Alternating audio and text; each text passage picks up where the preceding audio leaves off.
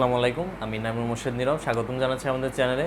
এবং আজকে আমরা সিআরপিসি নিয়ে আমাদের চ্যানেলে অনেক ভিডিও আপলোড করেছি। তার পূর্বে আমরা এভিডেন্স অ্যাক্ট শেষ করেছি এবং আজকে আমরা সিআরপিসির কিছু স্পেসিফিক বিষয় নিয়ে আলোচনা করব, যার মধ্যে আছে যে মামলা স্থানান্তরের যে ক্ষমতা আছে আমাদের ফৌজদারি আদালতের, এবং তার পাশাপাশি কোয়াশমেন্টের যে বিষয়টি আছে এই দুটি বিষয় আজকে আমরা কভার করার ট্রাই করব। এবং তার পূর্বে আমরা সিআরপিসির বহুত বিষয়পত্র নিয়ে আলোচনা করেছি, আপনারা চাইলে আমার চ্যানেলে গিয়ে দেখে আসতে পারেন। তো আজকে আমরা যে বিষয়টি আলোচনা করব সেটা হচ্ছে মামলা স্থানান্তরের ক্ষমতা।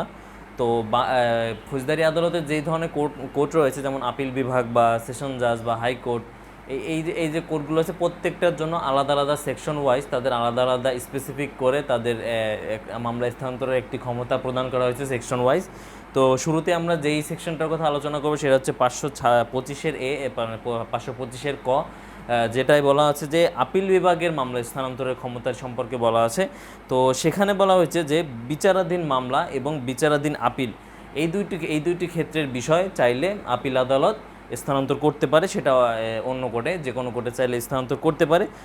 সেখানে তাদেরকে কোনো কিছু মানে সামান্য কিছু ক্ষেত্র তাদের প্রয়োগ করে দেখতে হবে, সেই ক্ষেত্রসমূহের ক্ষেত্রেই একমাত্র তারা চাইলে মামলা স্থানান্তর করতে পারবে।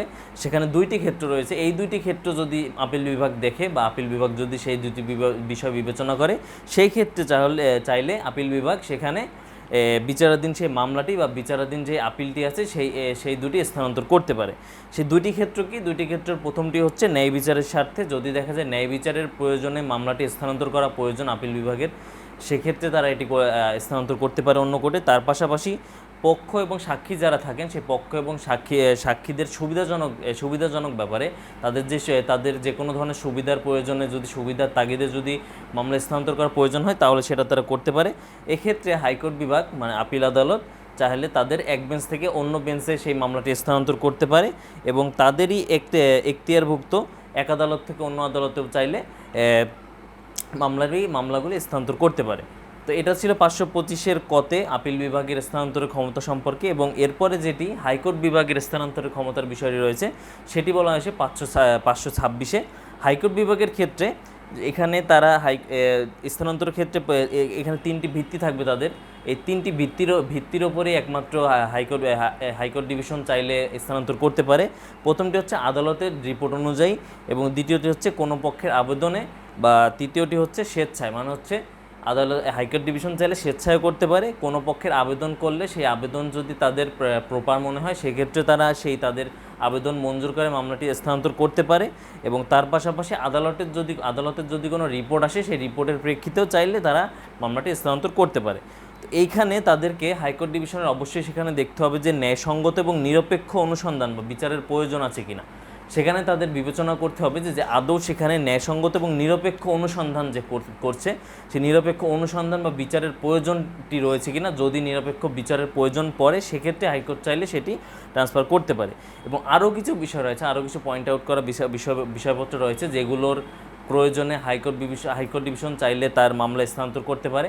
একটি তো বললামই, ন্যায়সঙ্গত এবং নিরপেক্ষ অনুসন্ধান বা বিচারের ক্ষেত্রে বিচারের প্রয়োজনে। এবং দ্বিতীয়টি হচ্ছে যে আইনের কোনো জটিল প্রশ্ন যদি উদ্ভব হতে থাকে, সেই জটিল প্রশ্ন সৃষ্টি হওয়ার যদি সম্ভাবনা থাকে, সেই ক্ষেত্রে তারা সেই জটিলতাটি সমাধান করার জন্য তারা অন্য কোনো আদালতে সেটি ট্রান্সফার করতে পারে। এবং তৃতীয় যে বিষয়টি রয়েছে সেটা হচ্ছে সন্তোষজনক অনুসন্ধান বা বিচারের জন্য, যেই বিচার বা অনুসন্ধানটি করা হয়েছে সেটা আদৌ সন্তোষজনক কিনা, সেই সন্তোষজনক অনুযায়ী তাদের সন্তুষ্টি অনুযায়ী বিচারটি পাওয়ার জন্য তারা এটি করতে পারে। এবং চতুর্থ এবং পঞ্চম হচ্ছে অ্যাপিলেট ডিভিশনের মতোই ন্যায় বিচারের স্বার্থে, এবং অপরটি হচ্ছে পক্ষ বা সাক্ষীদের সুবিধাজনক পর্যায়ে। তো এই যে দরখাস্তটি থাকবে, যেই স্থানান্তরের যে দরখাস্তটি, সেই দরখাস্তটি অবশ্যই হলফনামা দ্বারা সমর্থিত হতে হবে। এবং 526-এর 6-এর কতে যে বিষয়টি বলেছে যে এই যে আবেদন করা হবে হাইকোর্ট ডিভিশনে মামলা স্থানান্তরের জন্য, এই যে আবেদনটি রয়েছে, এই আবেদনটি যে আবেদন বা দরখাস্তটি রয়েছে, এটি হলফনামা দ্বারা সমর্থিত হবে। তার পাশাপাশি যদি এই দরখাস্তটি তুচ্ছ বা বিরক্তিকর হয়ে থাকে, সেই ক্ষেত্রে তাদেরকে 1000 টাকা পর্যন্ত অর্থদণ্ডের নির্দেশ দিতে পারে আদালত। এবং এখানে যে স্থানান্তরের যে কপিটি থাকবে, সেই কপিটি অবশ্যই পাবলিক প্রসিকিউটর যে থাকবে, সেই পাবলিক প্রসিকিউটরকে দিতে হবে, এবং তার পাশাপাশি 24 ঘন্টার মধ্যে শুনানি হবে। তো তো এটা ছিল হাইকোর্ট ডিভিশনের 526 রিলেটেড আলোচনা। এবং এরপরে আমরা যেই সেশন জাজের কথাটি রয়েছে, সেশন দায়রা আদালত, যে দায়রা আদালতের স্থানান্তরের ক্ষমতা সম্পর্কে বলা হয়েছে 526-এর খতে। সেখানে বলা হয়েছে যে এখানেও 3টি ভিত্তি থাকবে। সেই ভিত্তি 3টি হচ্ছে আদালতের রিপোর্ট অনুযায়ী, পক্ষের আবেদন অনুযায়ী এবং স্বেচ্ছায়। অ্যাজ ইউজুয়াল আমরা এই হাইকোর্ট ডিভিশনের ক্ষেত্রে যেই ভিত্তি 3টি আলোচনা করলাম, বর্ণনা করলাম, সেই বর্ণনাগুলোই সেম এখানেও কার্যক্রম থাকবে। এবং এখানেও এই হাইকোর্ট ডিভিশনের মতোই হলফনামা দিতে হবে আবেদনের দরখাস্তের সাথে, এবং সেটি পিপিকে, পাবলিক প্রসিকিউটরকে নোটিশ দিয়ে অবগত করতে হবে। এবং তার পাশাপাশি সেখানে 24 ঘন্টার মধ্যে সেখানে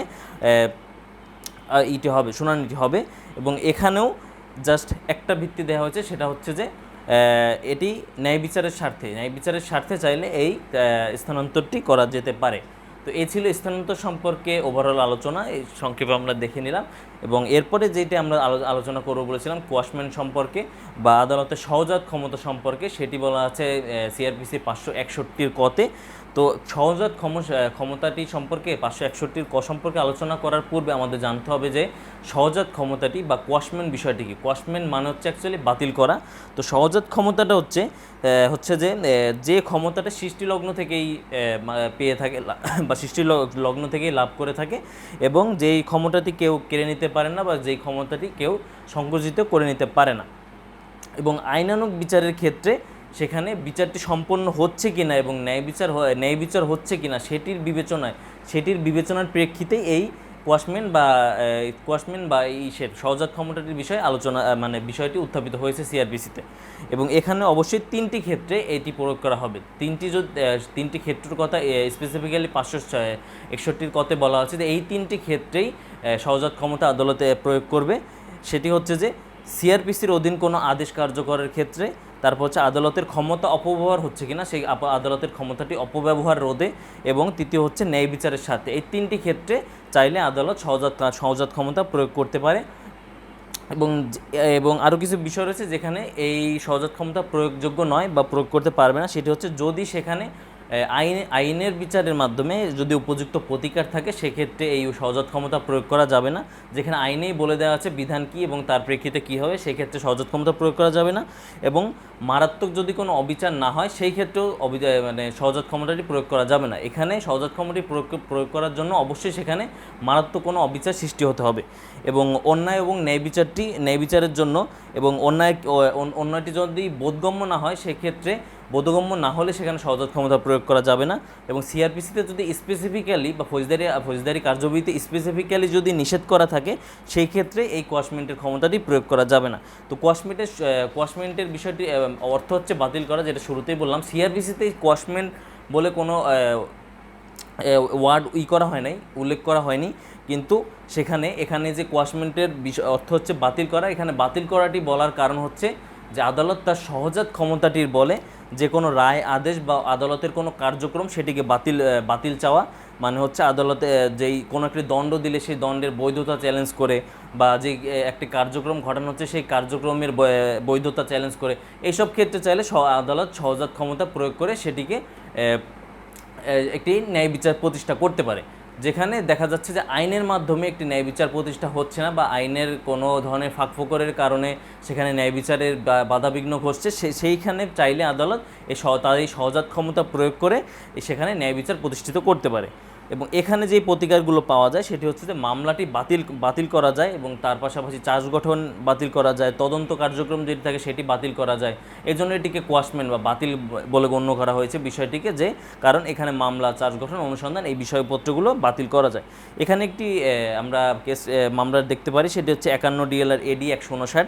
সেখানে বলা হয়েছে যে এজাহার নালিশ পরে যদি দেখা যায় বা এবং আদালত সন্তুষ্ট হয় যে অপরাধের কোনো উপাদান নেই, তাহলে চার্জ গঠনের আগে কোয়াশমেন্ট যাওয়া যায় এবং অন্যথায় যাওয়া যায় না। মানে হচ্ছে এখানে যদি দেখা যায় যে আদালত শুরুতেই দেখতে পায় যে এখানে যখন যেই চার্জ গঠনের পূর্বে আদালত যদি দেখতে পারে সেখানে অভিযোগ গঠনের মতো কোনো কার্যধারা নেই বা অভিযোগ গঠনের মতো কোনো ভিত্তি নেই, সেখানে আদালত চাইলে এই কোয়াশমেন্টের বিষয়টি ইউজ করতে পারবে। কিন্তু যেখানে কোনো হাই রিলেটেড বিষয় বা হাই প্রোফাইল বিষয়, বা যেখানে কোনো অভিযোগের ভিত্তি থাকতে পারে, যেহেতু আমরা জানি যে দণ্ডের বিষয়বস্তুগুলো আমাদের বিয়ন্ড এনি রিজনেবল ডাউট, মানে একেবারে নিঃসন্দেহে বিষয়গুলো আমাদের সমাধান করতে হয়, সেহেতু কোনো ধরনের ডাউট বা কোনো ভিত্তি থাকলে বা কোনো ধরনের সম্ভাবনা থাকলে সেখানে এই কোয়াশমেন্টটি ইউজ করা হয় না।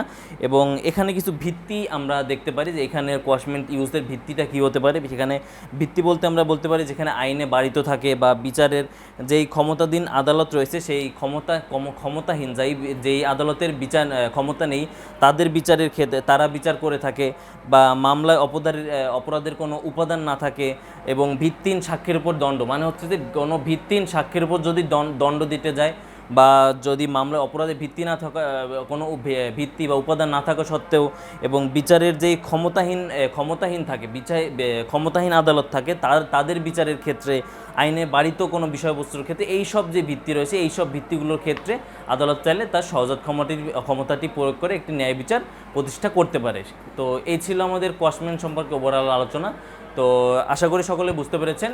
আমরা আজকে মামলা স্থানান্তরের ক্ষমতা, ফৌজদারি আদালতে মামলা স্থানান্তরের ক্ষমতা এবং সহজাত ক্ষমতা সম্পর্কে আলোচনা করলাম, এবং পরবর্তী ভিডিওগুলোতে আমরা বাদবাকি সব টপিকগুলো আস্তে ধীরে কভার করব।